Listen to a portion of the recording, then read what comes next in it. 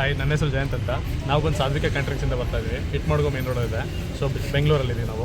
ಮೇಯ್ನಾಗಿ ನಾವು ಬಂದು ಇವಾಗ ಒಂದು ಇವೆಂಟಿಗೆ ಬಂದಿದ್ವಿ, ಹಿಂದೂ ಸಮಾಜೋತ್ಸವ ಅಂತೇಳಿ. ಸೊ ಈ ಇವೆಂಟಲ್ಲಿ ಒಂದು 350ರಿಂದ 400 ಜನಕ್ಕೆ ಅಡುಗೆ ಮಾಡ್ಕೊಂಬರೋಕ್ಕೆ ಹೇಳಿದ್ರು. ಇದು ಬಂದು ನಮಗೆ ಡೆಲಿವರಿ ಟೈಮಿಂಗ್ಸ್ ಇದ್ದಿದ್ದು 7:30 ಸ್ಟಾರ್ಟ್ ಆಗುತ್ತೆ ಅನ್ನದಾನ ಅಂತ ಹೇಳಿದ್ದು. ಸೊ 1 ಅವರ್ ಡಿಲೇ ಆಗಿತ್ತು, 1.5 hour 2 hours ಡಿಲೇ ಆಗಿದೆ. ಸೊ ಡಿಲೇ ಆದರೂ ಕೂಡ ಕೆಲವೊಬ್ರು ಹೇಳ್ತಾರೆ ಸರ್ ಇದು 3 ಗಂಟೆಗೆ ಮಾಡಿರೋ ಒಂದು ರೈಸ್ ಇದು.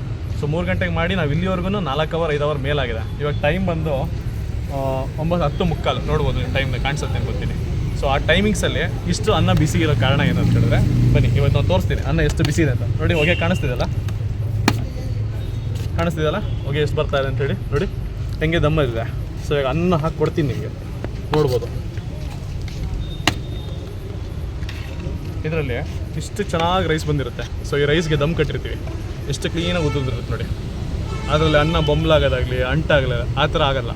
ಸೊ ಇದಕ್ಕೆ ರೀಸನ್ ಬಂದು ಒಂದು ಸೈಡಿಂದ ತೆಗಿಬೇಕು. ದಮ್ ಕಟ್ಟಿದ ಮೇಲೆ ಅನ್ನನ ಕೆತ್ತಿ ಯೂಸ್ ಮಾಡಿದಾಗ ಒಂದು ಕಡೆಯಿಂದ ತೆಗೆದ್ರೆ ಒಳ್ಳೆ ಫ್ಲೇವರ್ ಬರುತ್ತೆ. ಸೊ ಒಳ್ಳೆ ಟೇಸ್ಟ್ ಕೂಡ ಇರುತ್ತೆ, ಅನ್ನ ಮುದ್ದೆ ಆಗೋಲ್ಲ. ಸೊ ಇದು ನಮ್ಮ ಸ್ಪೆಷಾಲಿಟಿ. ಸೊ ಮೇಯ್ನಾಗಿ ನಿಮ್ಗೆ ಯಾವುದೇ ಥರದ ಶುಭ ಸಮಾರಂಭಕ್ಕೆ ಬೇಕು ಅಂತ ಹೇಳಿದ್ರೆ ನಾನು ಡಿಸ್ಕ್ರಿಪ್ಷನಲ್ಲಿ ನಂಬರ್ ಕೊಟ್ಟಿರ್ತೀನಿ. ಕಾಂತರಾಜು ಅಂತ ಹೇಳಿ ಪ್ರೊಪ್ರೇಟರು. ಸೊ ಸಾಧ್ವಿಕ ಕ್ಯಾಂಟ್ರಿಂಗ್ಸ್ ಇಟ್ಮಾಡ್ಗೋ ಬೆಂಗಳೂರಲ್ಲಿ ಎಲ್ಲಿ ಬೇಕಾದ್ರೂ ಕಾಂಟ್ಯಾಕ್ಟ್ ಮಾಡಿ, ಎಲ್ಲಿ ಬಂದು ಸರ್ವ್ ಮಾಡ್ತೀವಿ. ಟ್ರಾನ್ಸ್ಪೋರ್ಟೇಷನ್ ವೆಹಿಕಲ್ ಹಿಂದೆ ಇದೆ, ಸೊ ವೆಹಿಕಲ್ಸ್ ಕೂಡ ಸಿಗುತ್ತೆ. ಸೊ ಯಾವುದೇ ಥರ ಇದ್ರೂ ಕಾಂಟ್ಯಾಕ್ಟ್ ಮಾಡಿ. Thank you.